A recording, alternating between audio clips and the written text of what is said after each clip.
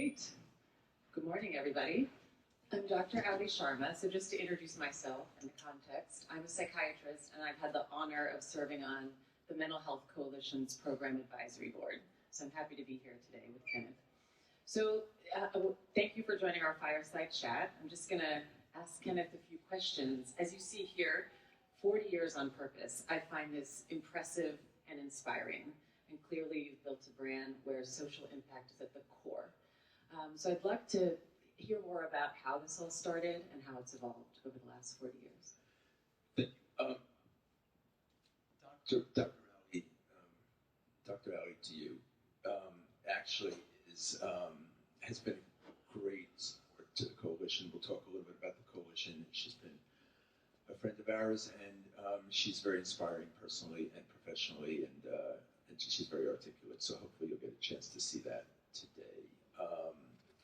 And thank you, David. Thank you, Jed, for your remarks earlier. So, it's interesting because I don't look at social impact as a standalone thing. And to me, it was somewhat of a business strategy initially. It was a brand positioning concept originally. And in the fashion business, you need to have a point of view, you need to have a point of difference, you need to have a reason to exist in the marketplace. And I've always thought that the way that happens first is connecting with a desirable audience. And being able to understand, not just what's on their body, but what's on their mind, not just what they stand in, but what they stand for. And it's only really then that you can build a sustainable business, because you're going to miss trends and you're going to miss hem lengths and heel heights. But if you can connect emotionally and meaningfully with the customer, then you've got a reason to exist and on an ongoing basis. So that was just something that felt natural. And then all of a sudden, it also is clear that to be successful, you need to. I don't believe that you can be successful today working 40 hours a week. And no matter what business you're in, no matter what you do, you have to make life compromises, and you have to commit yourself wholeheartedly. And at the end of the day, to balance your personal and professional commitments and circumstances is very difficult. And invariably, you're going to leave something at home, or you're going to leave something at the office, and there's going to be some repercussions. But I do believe that.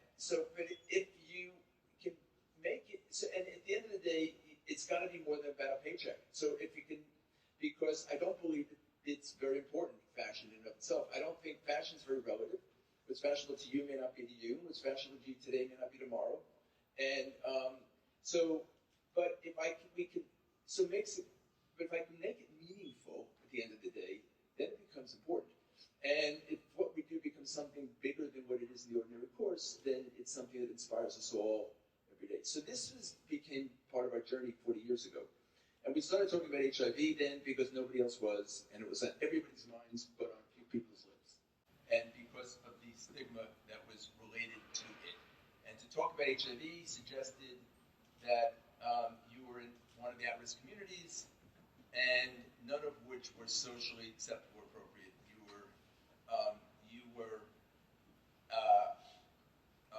were Haitian, you were an intravenous drug user, you were a gay man, and none of those was socially elevated and respected. So we basically went out and talked about what no one wanted to talk about, and and all of a sudden it changed. The demand changed the brand, and it changed the business, and everybody, all of a sudden, our voice felt meaningful, and it's a road we've stayed on, and for over 30 years we've talked about HIV. And I joined I also feel, by the way, I joined the board of AMPAR. There was only a handful of AIDS organizations in those days. This was in the 80s, and the whole organization got involved with AMPAR's marketing and branding and communications, and it was great. great for them, great for us. It made what everybody here was doing felt more meaningful. And I do believe, and I became AFR's chairman for the last 13 years of my engagement. And I do believe millions of people today are alive and living healthy lives because of the work AFR did, and which is very gratifying. And then we pivoted, which we'll talk about. But. Yeah, exactly. I mean, I've been so struck by and inspired by your 30 years of work on HIV/AIDS. But more recently, and I don't know how you all feel, but we know that mental health has moved to the top of the agenda, especially in light of the COVID-19 pandemic.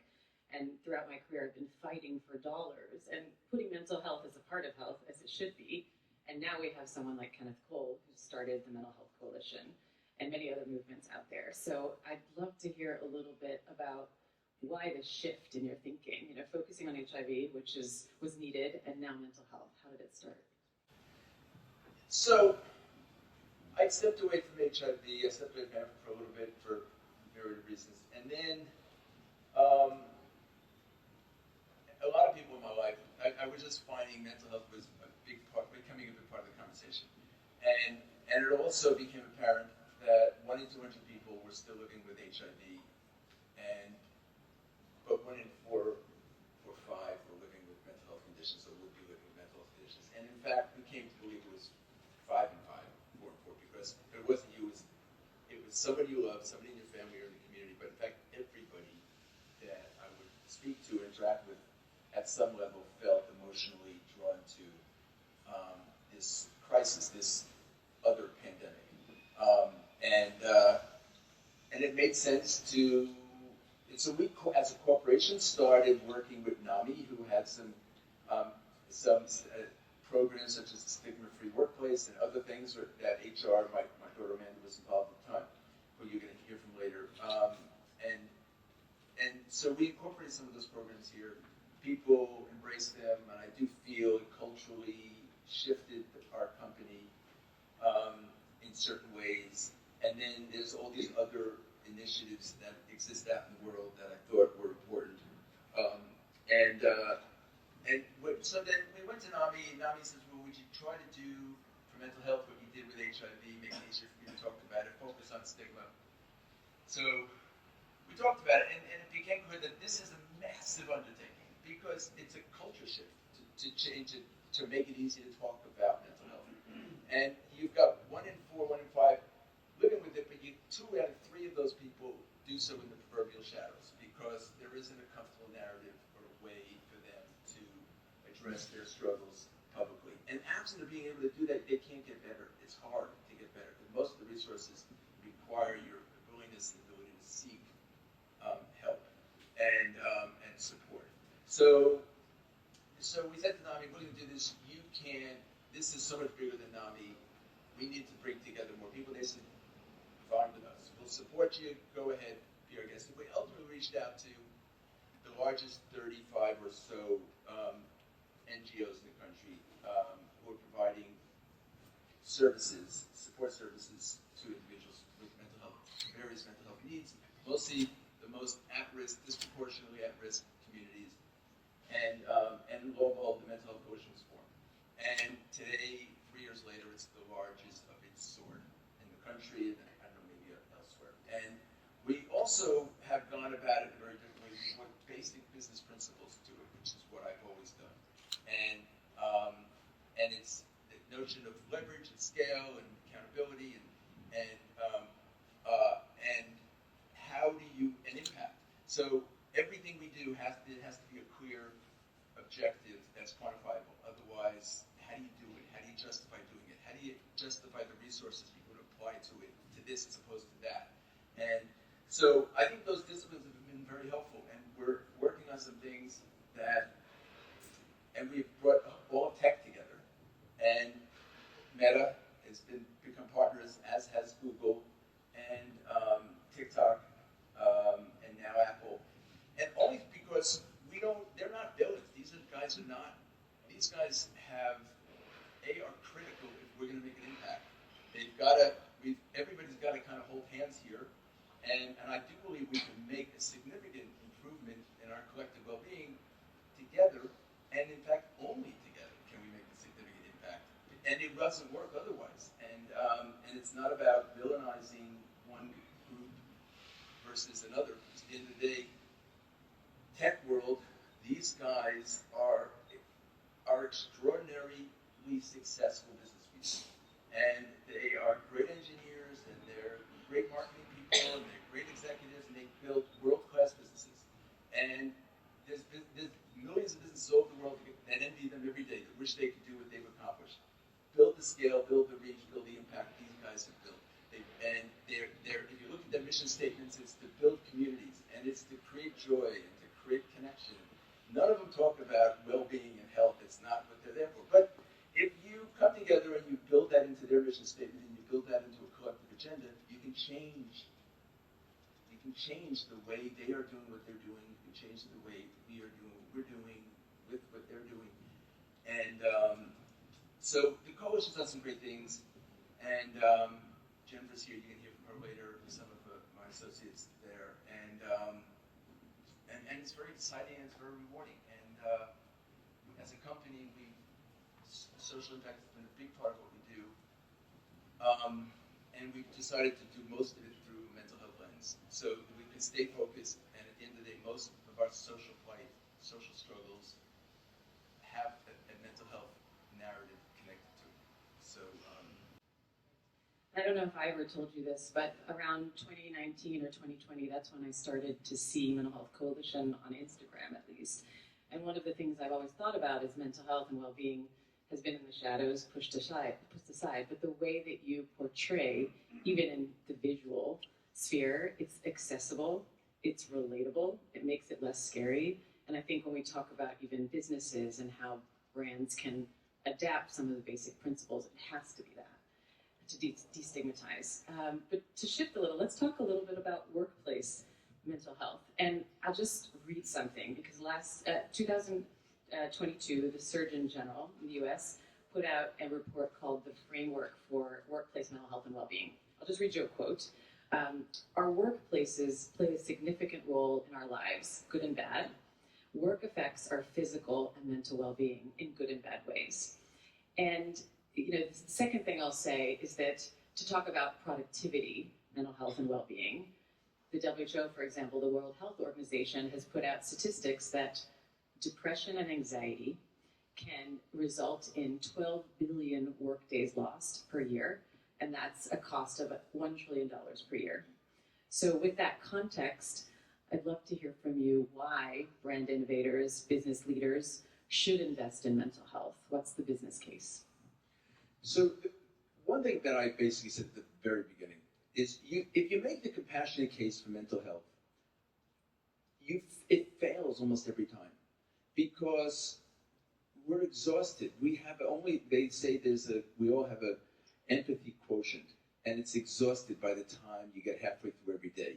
And there's so many aspects of your life that are drawing on that what you have available to you. And and most of those various elements in your life are more personal as opposed to maybe others. But if you make the business case for mental health, it wins almost every time, which is astounding. And the difference in many cases is, in business specifically, is the difference between an expense and an investment. There is not a business CEO, a business manager anywhere today that has room for non-significant expenses. We have more expenses than we can provide for, than we have resources, and we have more needs than we have the ability to create. So, but if you make it an investment versus an expense, everybody has an appetite for it. Everybody's receptive to it, and everybody's open to it, because that's our job. That's our job as business people, is to create a return on our critical, fragile, limited resources. So, and I do believe that for $1 spent, you can realize a return of 5 to 10 times that amount. And there is credible evidence that supports it, and there's more being created every day. And to Dr. Allie's point, and it's unequivocal that you can improve retention, recruitment, morale, And for the small little investments you're going to need to be making, the change in the workforce and change in productivity changes exponentially. So you make that case, and you have a very captive audience, and that's one that we, want to empower. That's the one that we talk about where we can, to whom we can, and and it wins, and it'll realize results. And it doesn't just happen in the workplace; it happens in state houses, it happens in Washington, and ultimately you'll see legislation is going to change, and because it's the same thing in government. To the degree they spend and invest the appropriate resources, they're going to realize a return that's exponential and that they can't afford not to spend. Absolutely, and I was looking at some studies just to get some data. The American Psychological Association put out a survey. They surveyed 2,000 workers, and they found that 81% of those 2,000 are specifically looking for workplaces that support mental health in their future. So it's also from the employee perspective, the demand is there. So I'm sure some of you are wondering, well, how do I do this? Depending on where you are in your business, how large it is, what your resources are, what your constraints are. So let's talk about the how, conceptually. How can business leaders better address this workplace challenge and successfully support the workforce to reduce the business risk around this? Right. So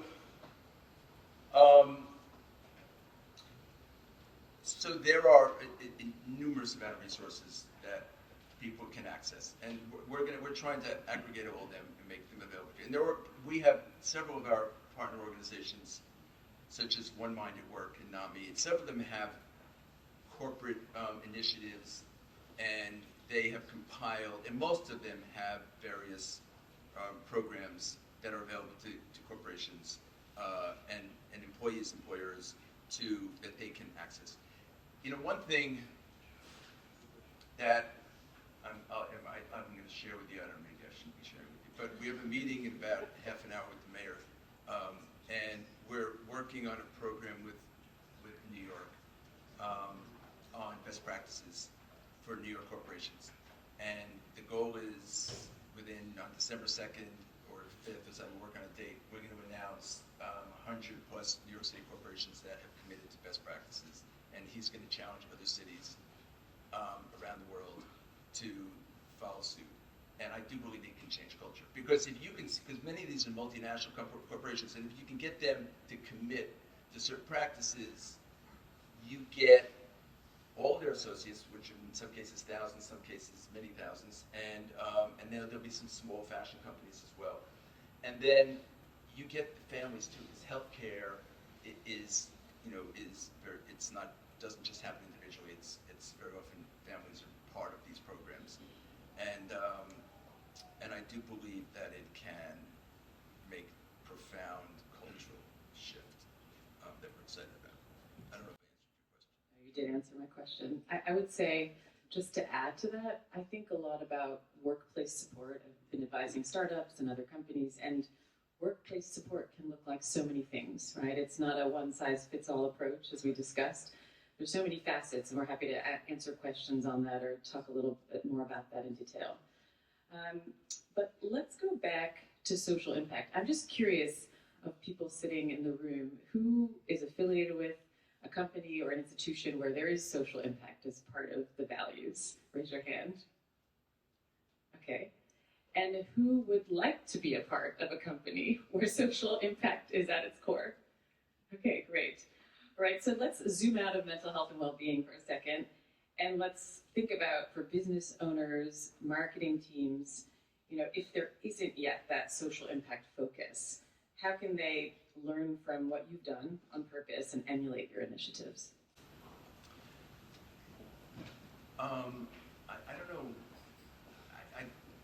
How can you learn from what we've done? I don't know. We're not.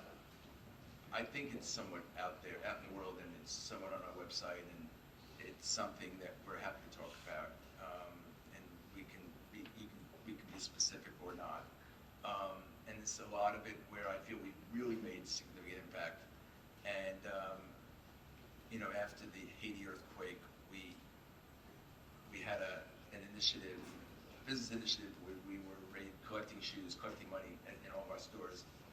and then we decided that we wanted to bring it to work, and we took several trips down to Haiti right after, and we ultimately committed to an initiative where we built a healthcare center in Cité Soleil just outside Port-au-Prince, and that is arguably the most disproportionately impacted, impoverished community in the Northern Hemisphere. That was before the earthquake.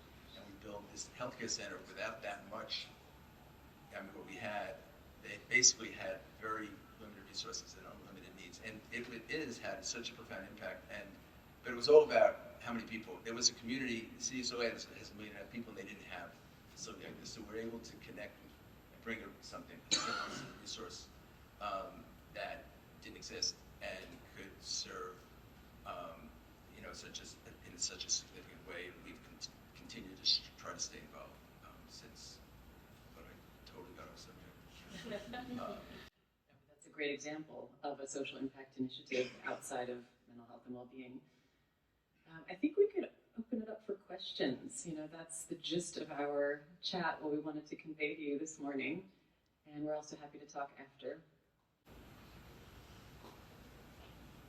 I'm just going to use just in this void before somebody has actually a specific question. Dr. Allie, how we refer to her, has a new podcast coming out called Illuminate. I'm going to shamelessly promote it, and which explores what impacts our mental health and how we could feel better. So you can stay tuned for that. Thank you. 2024. Advance notice. I love it. Anyone have any questions? Okay, yes, all right. The first one's always the hardest. Hi, I'm Michelle with 1L.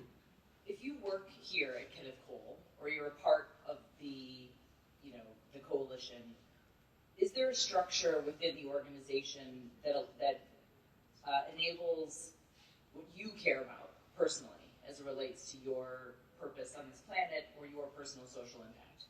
So all the different things that Kenneth Cole is making an impact in, what if you start working here but you care about the rainforests or the school to prison pipeline, et cetera, et cetera?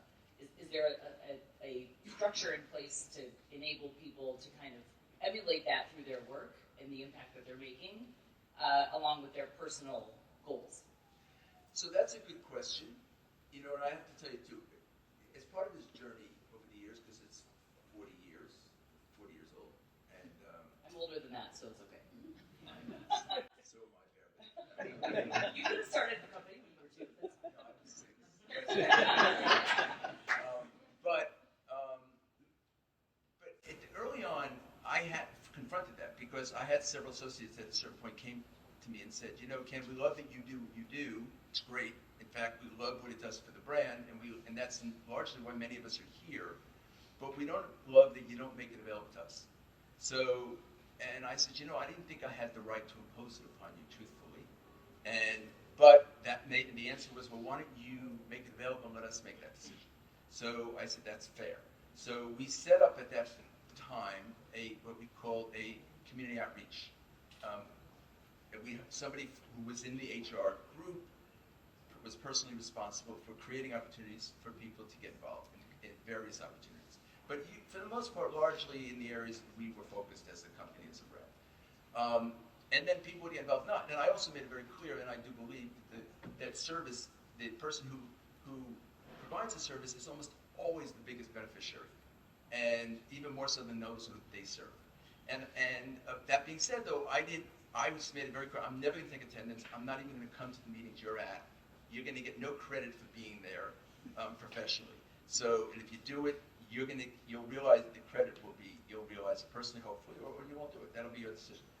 So, I do think it's made a very big impact on the business. Now, as far as other things that people can do, we don't, there isn't a platform necessarily where they can allocate specifically. At different points, we've done things commercially on our websites where they could donate to causes. But we're now trying to stay focused so we can make more meaningful impact on mental health. And through that lens, there's all these other efforts that are impacted profoundly by it, as everybody knows. So,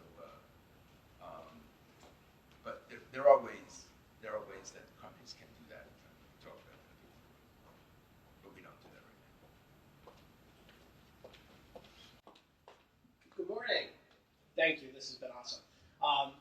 You've been doing this for so long. And the question that I have is there a profound or inherent gratitude that comes from the customers of Kenneth Cole, the general population that you are trying to serve through this? Has there been business implications associated with the positivity of the message and the causes? You know, I do believe there is. We haven't taken an effort to try to quantify it, qualify it. I'm not sure it's productive. We were public for 20 years, traded on the New York Stock Exchange, and I used to often get questions as the chairman that do I have the right to use public company resources to promote social impact initiatives? And my answer was always that, are they connected? Are they related? And I said, not only are they not connected and related, but they're interconnected, interrelated. And I do believe they're the proverbial hand that feeds each other. It's what we did before we went public. So if you bought the shares, you knew what you were investing in, and that hasn't changed. And can I show you a financial ROI, return on investment, that justifies it? Probably not. But I can. But I know it. I know it doesn't hurt the business, and I believe wholeheartedly it does probably help the business, which is why we can do it and feel good about doing it. But I can't quantify it for you. But it's been part of the culture for so many years. And but there is not a very specific for a dollar spent here. I remember when I did a book on awareness, which was inspired stories from inspiring individuals about how to make a difference in something. And I went to and I traveled around the country talking about the book. And I was at Harvard Business School, and I had these kids that isolated me, and they wanted to know for every dollar spent, what was the ROI and what was the impact it had on people with AIDS, and which was fascinating, but unfortunately it just isn't. And I tried to. A lot of it is intuitive, and you just feel that it's working or it isn't. Thank you. Well, I think we are out of time, but anyone can come up and ask questions to Dr. Allie around as everyone is networking, or to Kenneth. But thank you so much.